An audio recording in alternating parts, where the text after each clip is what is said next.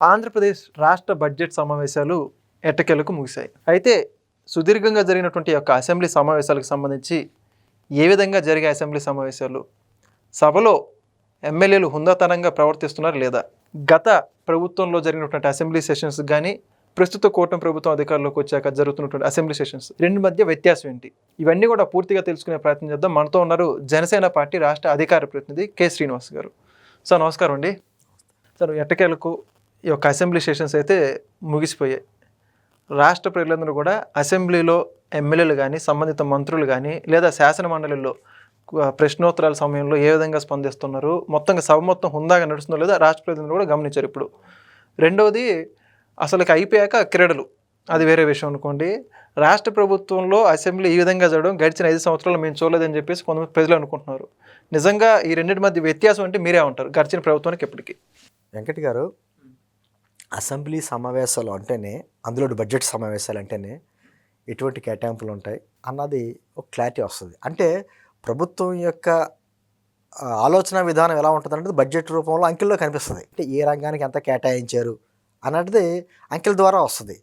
దాంతోపాటు ఏమవుతుందంటే కాస్త వివరణ ఇస్తారు, ఏ రంగానికి ఎంత కేటాయించాం, ఎందుకు కేటాయించాం అన్నది.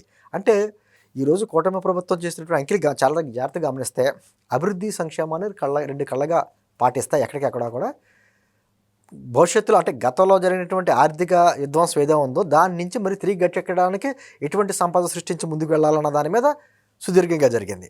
అంటే గతంలో మీరు అన్నట్టు గతంలో సభ అంటే అంతా బూతులు బెదిరింపులను, ఇప్పుడేమో సభా సాంప్రదాయాలు సాంస్కృతిక కార్యక్రమాలు, ఇంకా అంతకుమించి ఏం చెప్పాలి.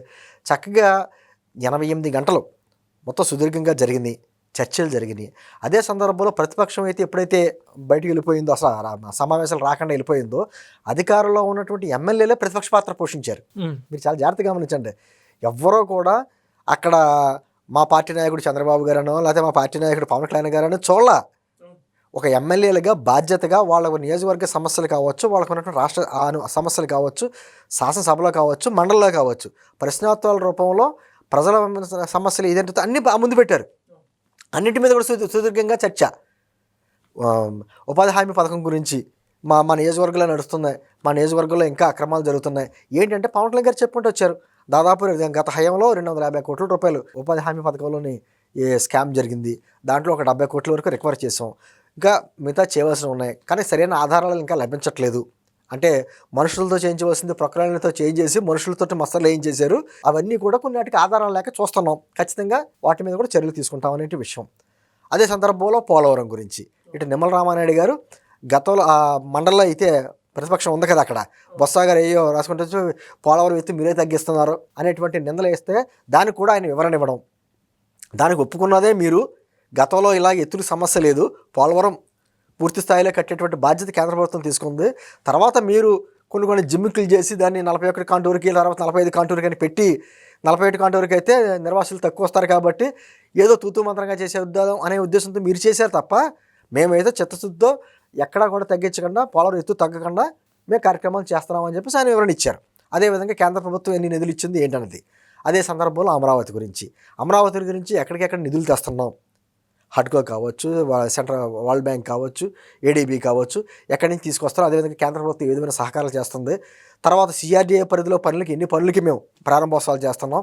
అదేవిధంగా ప్రధానమంత్రి గారిని గత 9 సంవత్సరాల క్రితం ఎక్కడైతే చేశారో మళ్ళీ అదే ప్రధానమంత్రి గారిని ఈరోజు తీసుకొచ్చి ఏ విధంగా కార్యక్రమాలు చేయాలి, ఎన్ని సంవత్సరాలకి గతంలో ఎటువంటి సంవత్సరాలకి మేము ఒప్పందాలు కుదుర్చుకున్నాం, వాటిలో ఎన్ని కంటిన్యూ చేయాలి, ఎన్ని విత్డ్రా చేయాలి, ఎన్నిటికీ మరీ ఇంత పరిధి పెంచాలి అనేటువంటి విషయాలు అన్నీ అంటుంది. ఒక విధమైనటువంటి ప్రజలు ఏదైతే కోరుకున్నారో వాటి మీద సుదీర్ఘమైన చర్చ జరిగింది.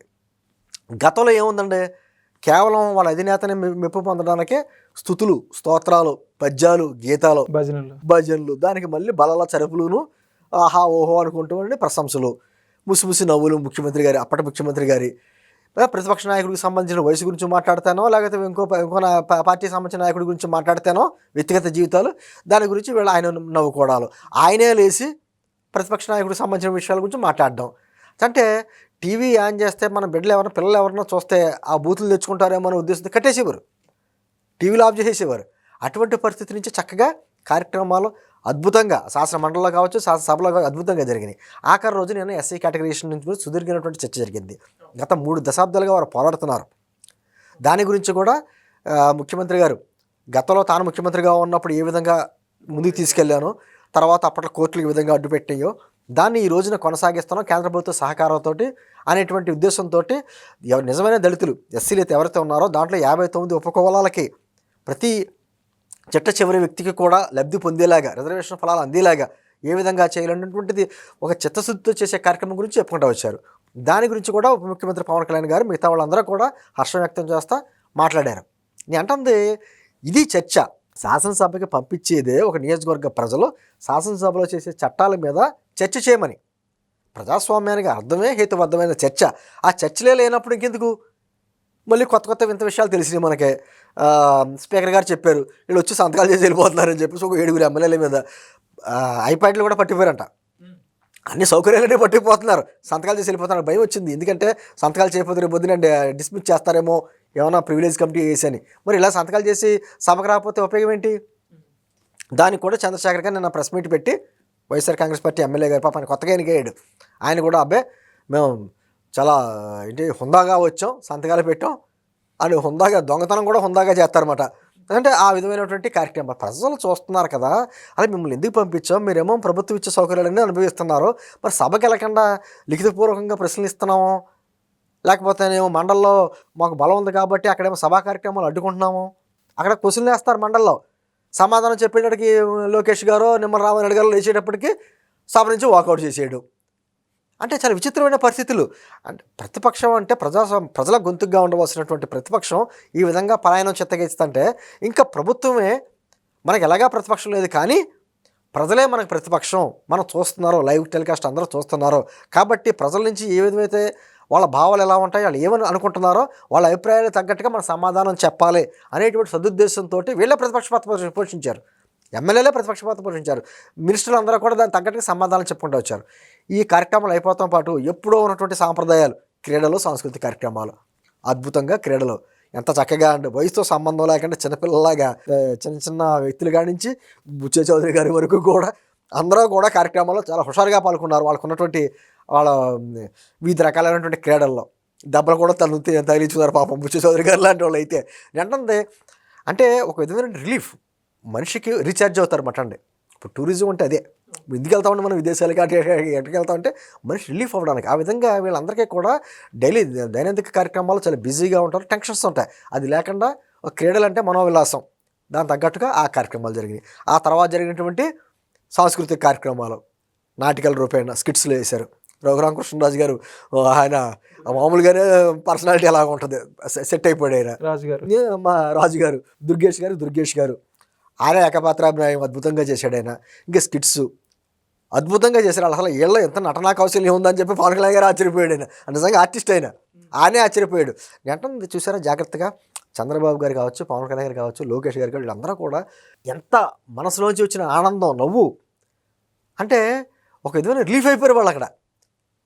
పవన్ కళ్యాణ్ గారు అన్నారు కదా, నేను అసలు ఇంటికి వెళ్ళినా కూడా నేను నిద్రపోతున్నా కూడా నాకు గుర్తుకొచ్చేలా ఉన్నాయి పాటలు, వీళ్ళ పద్యాలు అంతాను.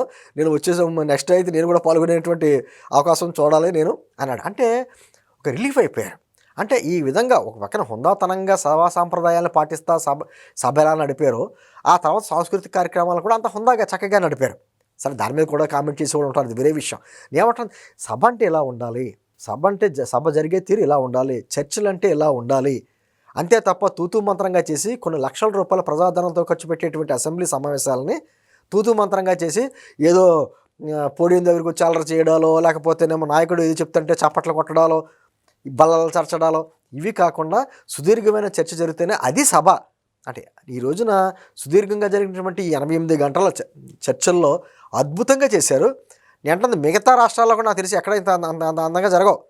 అలాగని చెప్పేసి ప్రతిపక్షం లేదు కదా అని చెప్పి ఏకపాత్రాభినయాలు చేయలేదు. వీళ్ళు ప్రతిదీ వివరణ ఇచ్చారు. ఎక్కడెక్కడ లోపాలు జరుగుతున్నాయో, ఏ విధంగా చేయబోతున్నారో. ఎమ్మెల్యేలు ఎంత అద్భుతంగా అడిగారండి ప్రశ్నలు. వాళ్ళ నియోజకవర్గాలకు సంబంధించినటువంటి ప్రతి విషయాన్ని కొత్తగా వచ్చిన ఎమ్మెల్యే లోకమాది గారు లాంటి వాళ్ళు, కొత్త ఎమ్మెల్యేలు కూడా వాళ్ళ నియోజకవర్గానికి సంబంధించిన ప్రతి ప్రశ్నని ఆడ ముందు పెట్టారు. వాళ్ళ దగ్గర నుంచి రప్పించుకున్నారు. నిధులు ఏ విధంగా కేటాయిస్తారు, ఏంటి ఏ విధంగా అని చెప్పేసి. చంద్రబాబు నాయుడు గారు ఎంత ఓపికగా ప్రతి దాని మీద అంటే కొత్తగా ఎన్నికైనటువంటి ఎమ్మెల్యేలు కూడా అర్థం అవ్వాలి కదా, వాళ్ళకు కూడా అర్థమయ్యే రీతిలో సుదీర్ఘంగా ఆయన చాలా చిన్నపిల్లల్లో లెక్చరర్ చెప్తారు చూసారా క్లాసులు, ఆ విధంగా ఆయన చెప్పుకుంటూ వచ్చారు. అదేవిధంగా నిందా చెప్పినట్టు ఎస్సీ కేటగిరైజేషన్ గురించి కూడా ఏ సందర్భంలో వచ్చింది, ఏ సందర్భంలో ఏ విధంగా పూర్తి చేయబోతున్నాం, ఎంత శుద్ధి చేయబోతున్నాం, అదే మండలంలోకి వెళ్తే అలా బలం ఉంది కాబట్టి అక్కడ బిల్లు రాకపోతే కష్టం అవుతుంది కాబట్టి దాన్ని ఆర్డినెన్స్ రూపాయలు ఏ విధంగా తీసుకెళ్ళాలి, ఏ విధంగా కేంద్రంతో ఆమోదించుకోవాలి అని ఒక ప్రక్రియ. అంటే మళ్ళీ న్యాయపరమైన చిక్కులు ఎక్కడో రాకుండా చిత్తశుద్ధి చేసే కార్యక్రమాలు ఎలా ఉంటాయి.